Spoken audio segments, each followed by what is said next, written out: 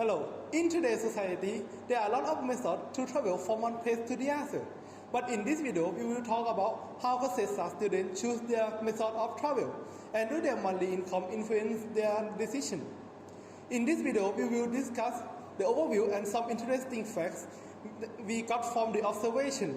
If you have anything you are interested, you can click on the link on the timestamp or the other thing else under the video.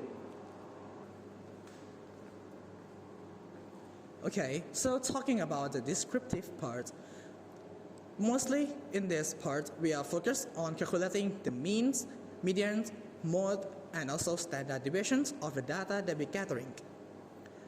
Okay, firstly, while we calculate we found the issue that the data is not stick together, which means that most of them screw to the left or right, and there is a sum of the data that's not in the bell curve of the graphs, which means that we cannot use the means at all because the means is not right even if we cut the outlier out.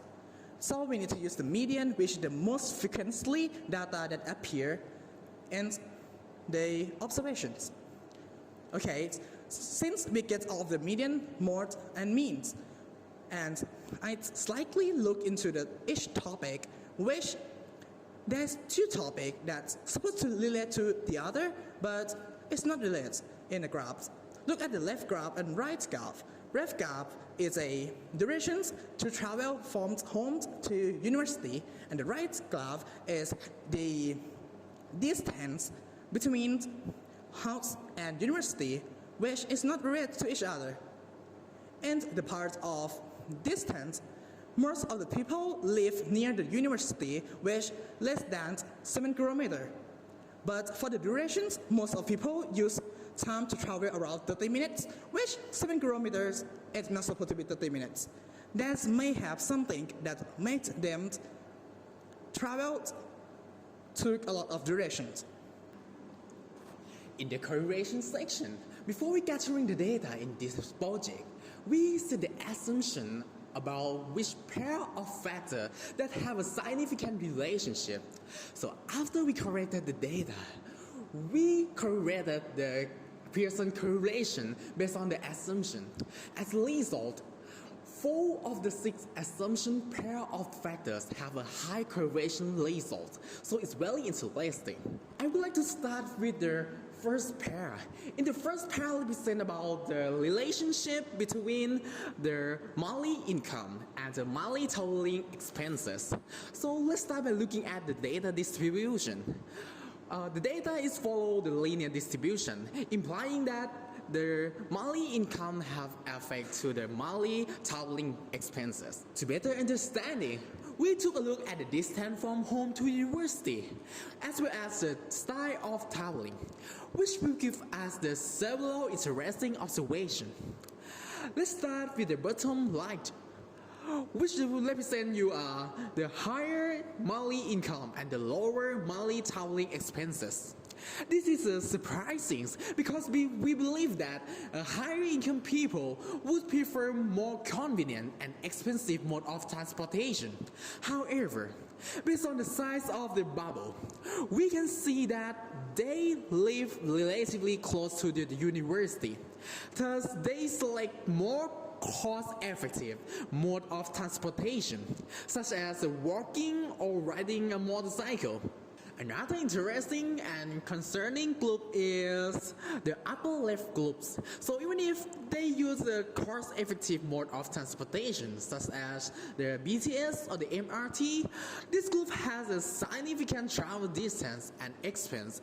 With the high expense, their income is low, which may force this group of students to struggle financially.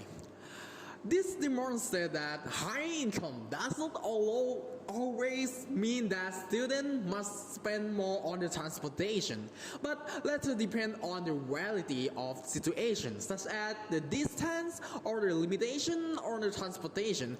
And the data also reveal the difficulty that certain students experience, such as the financial issue. The next interesting pair is the relationship between monthly income and monthly fuel and transportation got top up. When we look at the distributions of the data, we find that it is a linear distribution, meaning that people with higher monthly incomes will refill more with tickets. Look at this graph, you can see that, right? Okay. To better understanding this data, I have also taken the travel method into considerations.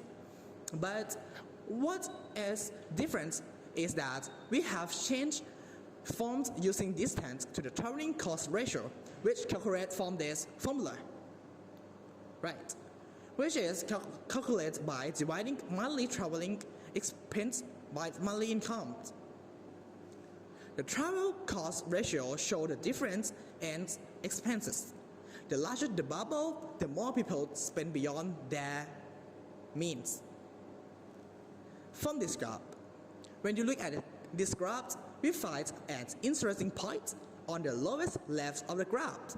The group is made up of people with low monthly incomes and who also spend less on fuel and travel costs, which makes sense.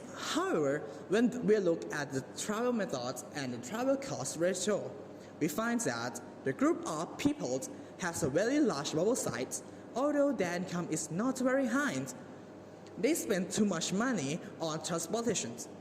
However, at the same time, they spend less on fuel and travel costs, which can mean several things, such as they may choose to use other transportation methods like private car or bus or other.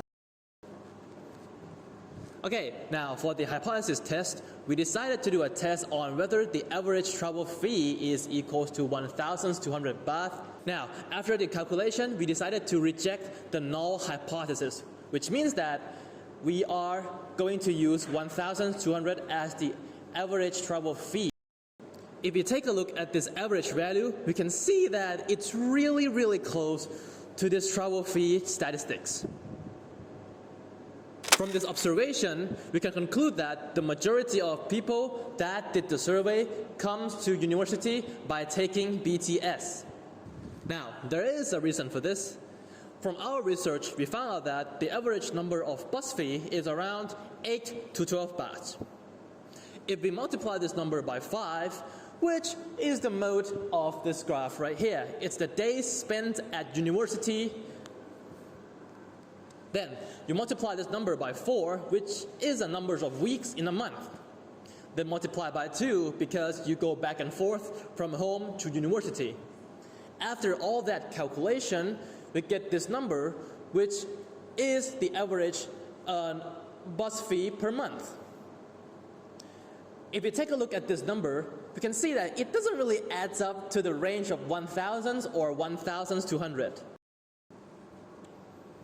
On the other hand, we have taxi and private car. Now, the starter price for taxi is 35 baht, which if we do the same calculation that we did on the previous one, which is bus fee, we will get this number right here, which, as you can see, it goes beyond this 1,000 and 1,200 by a lot. If you take a look at motorcycle and BTS, which has the price range of 20 to 30 baht. By performing the same calculation we did with the previous ones, we get this number right here. Which seems familiar, right? This number is really close to 1,000 and 1,200. Thus, this explains why BTS is the peak of this travel type graph.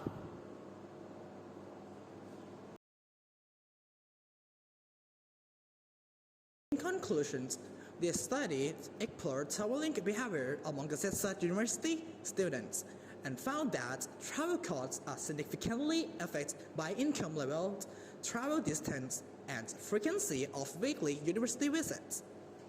Students with low incomes and long commutes face a disproportionately high financial burden, sometimes spend over 30 to 50% of their income on transportation alone. Moreover, transportation choices are shaped less by incomes and more by situational needs, such as distance, convenience, and accessibility. The findings suggest a need of policies interventions, including travel subsidies, target support of low-income students, and improvements to visit transit to reduce hidden costs and promote equitable access to education. That's all for today. Thank you.